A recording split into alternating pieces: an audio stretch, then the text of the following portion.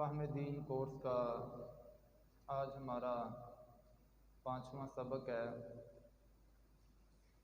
آج ہم انشاءاللہ اذان اور اقامت کے حوالے سے کچھ مسائل سیکھیں گے۔ آقا علیہ الصلوۃ والسلام نے ارشاد فرمایا کہ مؤذن کی جہاں تک آواز جاتی ہے اس کے لیے مغفرت لکھ دی جاتی ہے، اور ہر تر اور خشک چیز جو مؤذن کی آواز سنتی ہے، سرکار نے ارشاد فرمایا کہ روز محشر اس کے لیے اللہ کی بارگاہ میں وہ گواہی دے گی چیز۔ دوسری جانب آقا علیہ السلام نے ارشاد فرمایا کہ جہاں تک مؤذن کی آواز جاتی ہے، اذان کی آواز جاتی ہے، تو شیطان وہاں سے دور بھاگ جاتا ہے۔ شارحین لکھتے ہیں کہ شیطان کے دور بھاگنے کی وجہ یہ ہے کہ وہ چاہتا ہے کہ روز محشر مجھے مؤذن کے حق میں گواہی نہ دینی پڑ جائے۔ سرکار نے فرمایا نا کہ مؤذن کے حق میں ہر تر اور خشک چیز گواہی دے گی، تو شیطان بھاگ جاتا ہے اذان کی آواز سن کر کہ مجھے مؤذن کے لیے روز محشر گواہی نہ دینی پڑ جائے، تو اس وجہ سے سرکار نے فرمایا کہ جو شیطان ہے وہ دور بھاگ جاتا ہے۔ دوسری حدیث مبارکہ میں سرکار علیہ السلام نے ارشاد فرمایا کہ جو بندہ بغیر اجرت کے ایک پورا سال اذان کہتا ہے مسجد میں آ کر، تو سرکار نے فرمایا کہ روز محشر جنت کے دروازے پر اللہ رب العزت اس مؤذن کو کھڑا کر دے گا، جس کی چاہے گا مغفرت کروا کر جنت میں لے جائے گا۔ تو اذان کہنا یہ کوئی چھوٹا عمل نہیں ہے۔ ہمارے یہاں یہ سمجھا جاتا ہے کہ جب نماز کا پورا وقت ہو جائے گا اس وقت ہم مسجد میں جائیں گے، تاکہ پتہ چلے کہ یار کوئی سٹیٹس والا بندہ ہے، کوئی چودھری بندہ ہے۔ جو بندہ پہلے سے مسجد میں آ جائے، آ کر اذان کہے، ہم سمجھتے ہیں کہ یار یہ ویلا بندہ ہے، اسے کوئی کام ہی نہیں تھا اس لیے مسجد میں آ کر بیٹھ گیا ہے۔ تو ایسا نہیں ہے۔ مسجد میں اللہ کے گھر میں آ جانا، آ کر اذان کہنا، یہ بڑی فضیلت والا عمل ہے۔ عزیزان گرامی، فرض نماز کے لیے اذان کہنا یہ سنت مؤکدہ ہے۔ اذان اور اقامت کے بغیر مسجد کے اندر با جماعت نماز کروانا یہ مکروہ ہے۔ جب تک مسجد میں اذان نہ کہی جائے، جماعت کے لیے اقامت نہ کہی جائے، بغیر اقامت اور بغیر اذان کے مسجد میں جماعت کروانا یہ کیا ہے؟ مکروہ ہے۔ جماعت کے لیے ضروری ہے کہ مسجد میں اذان کہی جائے اور اس کے بعد اقامت کہی جائے، اس کے بعد جماعت کھڑی کی جائے۔ اب اذان کے لیے اس شخص کو مقرر کیا جائے گا کہ جس بندے کو اذان کے اوقات کا بھی پتہ ہے، نماز کے اوقات کا بھی پتہ ہے۔ کوئی ایسا بندہ مؤذن نہیں ہونا چاہیے کہ جسے اذان کا وقت ہی نہ پتہ ہو۔ کبھی وہ اذان کا وقت شروع ہونے سے 5 منٹ پہلے اذان کہنا شروع کر دے، کبھی اذان کا وقت ہو جائے بعد میں اذان کہنا شروع کر دے، تو اس طرح نہیں ہونا چاہیے۔ جو سمجھدار بندہ ہے، جس بندے کو اذان کے اوقات کا پتہ ہے، اس بندے کو چاہیے کہ وہ مسجد میں آ کر اذان دے۔ اسی طرح اذان کہنے والا عاقل ہونا چاہیے۔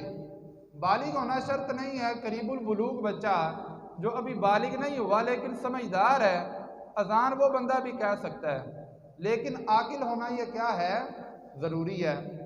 اب اذان اور اقامت میں ایک بنیادی فرق یہ ہے کہ جب اذان کہی جاتی ہے تو اذان کے لیے کانوں میں انگلیاں ڈالنا یہ مستحب ہے۔ اگر کوئی بندہ اذان کہتے ہوئے کانوں میں انگلیاں نہیں بھی ڈالے گا تو اذان ہو جائے گی۔ کانوں میں انگلیاں ڈالنا ہے، ہمارے یہاں یہ سمجھا جاتا ہے کہ جو بندہ کانوں میں انگلیاں نہیں ڈالے گا اذان ہونی نہیں اس کی۔ اس طرح مسئلہ نہیں ہے۔ دوران اذان کانوں میں انگلیاں ڈالنا صرف کیا ہے؟ مستحب ہے۔ اور ہر کلمہ کو ٹھہر ٹھہر کر پڑھنا، مثلا اللہ اکبر کہا، اس کے بعد تھوڑا سا وقفہ کیا، اس کے بعد پھر اگلا کلمہ دوبارہ کہنا، یہ کیا ہے؟ سنت ہے۔ ٹھہر ٹھہر کر ایک ایک کلمہ کر کے اذان کو پورا کرنا یہ کیا ہے؟ سنت ہے۔ لیکن اقامت میں ایسا نہیں ہے۔ اقامت میں ٹھہرنا ہر کلمہ کے بعد یہ سنت طریقہ نہیں ہے۔ اگر ہم چاہیں تو ایک سانس میں 2-3 اذان کے اقامت کے کلمات بھی کہہ سکتے ہیں، لیکن اذان کے لیے ہر کلمہ کے بعد ٹھہرنا یہ کیا ہے؟ سنت ہے۔ اب اذان اور اقامت جو بندہ سنے، جب اذان شروع ہو جائے تو ہمیں چاہیے کہ خاموشی کے ساتھ اذان سنیں، حتیٰ کہ اگر کوئی بندہ قرآن پاک کی تلاوت کر رہا ہو، اذان شروع ہو جائے تو اس بندے کو چاہیے کہ قرآن پاک بند کر دے، خاموشی کے ساتھ اذان سنیں۔ آج ہمارے ہاں ہوتا یہ ہے کہ ادھر سے اذان ہو رہی ہوتی ہے، اب کوئی بندہ مسجد میں آتا ہے، اونچی آواز سے السلام علیکم ورحمۃ اللہ کہتا ہے۔ اسی طرح اگر کوئی بندہ قرآن پڑھ رہا ہو، وہ باہر سے کوئی بندہ آتا ہے، اونچی آواز سے السلام علیکم کہتا ہے۔ اگر کوئی بندہ وضو کر رہا ہو، اونچی آواز سے کوئی باہر سے بندہ آتا ہے، اونچی آواز سے السلام علیکم کہتا ہے۔ عزیزان گرامی، سلام کہنا یہ سنت ہے۔ جب کوئی بندہ سلام کر دے، اس کا جواب دینا یہ واجب ہو جاتا ہے۔ لیکن چند ایسی صورتیں ہیں کہ جب باہر سے کوئی بندہ آئے تو اسے چاہیے کہ وہ سلام نہ کرے، جن میں سے ایک صورت یہ ہے کہ اگر اذان ہو رہی ہو، بندہ باہر سے آئے تو خاموشی سے آ کر بیٹھ جائے، سلام نہ کرے۔ اسی طرح اگر کوئی بندہ قرآن پڑھ رہا ہو، باہر سے کوئی شخص آئے تو اسے چاہیے کہ وہ سلام نہ کرے۔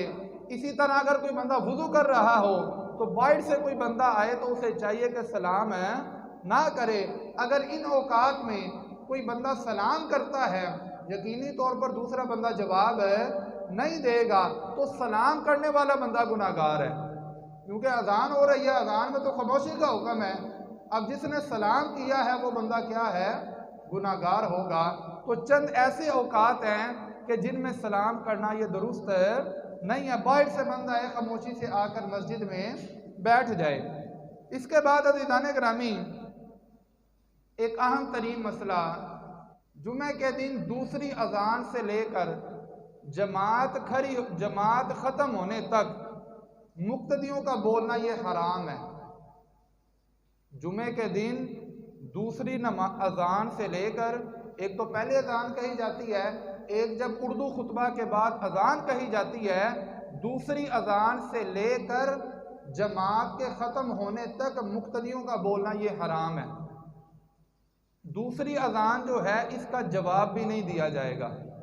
امام کو صرف بولنے کی اجازت ہے، امام کا بولنا درست ہے، امام اذان کا جواب بھی دے سکتا ہے، امام نے عربی خطبہ بھی پڑھنا ہے، لیکن جو مقتدی ہیں ان کا دوسری اذان سے لے کر جماعت کے ختم ہونے تک بولنا یہ کیا ہے؟ حرام ہے۔ اسی طرح جب اذان ہوتی ہے دوسری، اس میں جب اشہد ان محمد کا لفظ بولا جاتا ہے، ہم پھر انگوٹھے چومنا شروع کر دیتے ہیں، درود و سلام پڑھنا شروع کر دیتے ہیں، تو دوسری اذان میں یہ کہنا جائز نہیں ہے۔ اسی طرح جب جماعت کھڑی ہونے لگتی ہے، جب صفیں درست کی جاتی ہیں، وہ دوسرا بندہ دوسرے کو کہتا ہے یار صفیں درست کر لو، تیسرا چوتھے کو کہتا ہے صفیں درست کر لو، یہ جائز نہیں ہے۔ بس خود بندہ اپنی صف درست کر لے، پیچھے سے جو بندہ آئے گا وہ خود بخود آگے صف میں آ کر کھڑا ہو جائے گا۔ تو جمعے والے دن دوسری اذان سے لے کر جماعت کے ختم ہونے تک یہ بولنا کیا ہے؟ حرام ہے۔ خاموشی کے ساتھ مسجد میں بیٹھنا چاہیے۔ اس کے بعد جب اذان کہی جائے تو اذان کا جواب دینا چاہیے۔ آقا علیہ الصلوۃ والسلام کی بارگاہ میں خواتین نے عرض کیا کہ یا رسول اللہ صلی اللہ علیہ وسلم، کہ جب اذان کہی جائے تو ہم کیا کریں؟ سرکار نے ارشاد فرمایا کہ جب حضرت بلال رضی اللہ تعالیٰ عنہ اذان کہیں تو تم اس کا جواب دیا کرو۔ سرکار نے فرمایا کہ جو بندہ اذان کا جواب دیتا ہے، خواتین کو فرمایا، سرکار نے فرمایا کہ ہر کلمہ کے بدلے اللہ رب العزت 1,00,000 نیکیاں عطا فرماتا ہے، 1,00,000 گناہوں کو معاف فرما دیتا ہے، اور 1,00,000 انسان کے اللہ درجات بلند فرما دیتا ہے۔ یہ صرف ایک کلمے کا جواب دینے کا اجر ہے، اور خواتین کے لیے ہے۔ خواتین نے پھر عرض کیا یا رسول اللہ، مردوں کے لیے کیا حکم ہے؟ سرکار نے ارشاد فرمایا کہ مردوں کو اللہ رب العزت اس سے دگنا اجر عطا فرماتا ہے۔ جب مرد حضرات اذان کے کلمات کا جواب دیں گے، ایک کلمہ کے بدلے 2,00,000 نیکیاں اللہ عطا فرماتا ہے، 2,00,000 گناہوں کو معاف فرماتا ہے، اور 2,00,000 درجات اللہ بلند فرماتا ہے۔ اب عزیزان گرامی، اذان جو ہے یہ سیکھنا بہت ضروری ہے۔ آج ہمارے ہاں یہ ہوتا ہے کہ جب اقامت کے لیے کسی بندے کو کہا جاتا ہے تو ہر بندہ دوسرے کے چہرے کی طرف دیکھتا ہے کہ یار اب مسجد میں کون اقامت کہے، جس بندے کو کہے اسے اقامت ہی نہیں آ رہی ہوتی۔ اب کوئی بندہ اقامت کہتا بھی ہے، آدھے سے زیادہ لفظ وہ غلط ادا کرتا ہے۔ عزیزان گرامی، کم از کم ہمیں 6 کلمے آنے چاہیے، کم از کم ہمیں نماز کا درست طریقہ آنا چاہیے، کم از کم ہمیں اذان آنی چاہیے، ہمیں اقامت آنی چاہیے۔ یہ تو شاعر اسلام ہے، دن میں 5 دفعہ اذان ہوتی ہے، 5 دفعہ اقامت کہی جاتی ہے۔ اگر بندہ دل کی کھڑکیوں کو کھول کر سمجھے یا سوچے تو بندہ جب خاموش بھی بیٹھا رہے 10 دفعہ بندہ ایک ہی کلمات روزانہ سنتا ہو توجہ کے ساتھ تو بندے کے ذہن میں فوری طور پر یاد ہو جاتے ہیں۔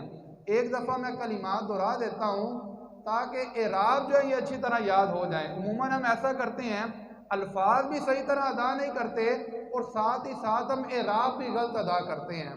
تو توجہ کے ساتھ آپ نے سماعت فرمانا ہے۔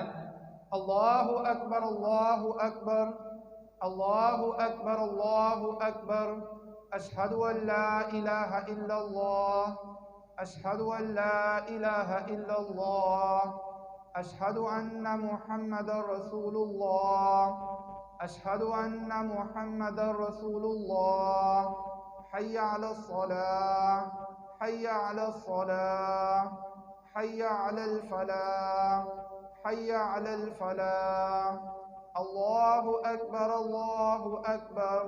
لا الہ الا اللہ۔ عزیزان گرامی، اگر ہماری آواز اچھی نہیں ہے، ہمارا ترنم اچھا نہیں ہے تو ترنم اچھا ہونا، آواز اچھا ہونا یہ ہمارے بس میں نہیں ہے، لیکن ہمارے بس میں یہ ہے کہ ہم اعراب درست پڑھیں، جو اصل اعراب ہے اذان کے یا اقامت کے ہم اسے درست پڑھیں۔ آخر میں اذان کا جواب دینے کا طریقہ کیا ہے؟ اذان کا جواب دینے پر سرکار نے اجر عطا فرما دیا۔ اب طریقہ اس کا کیا ہے؟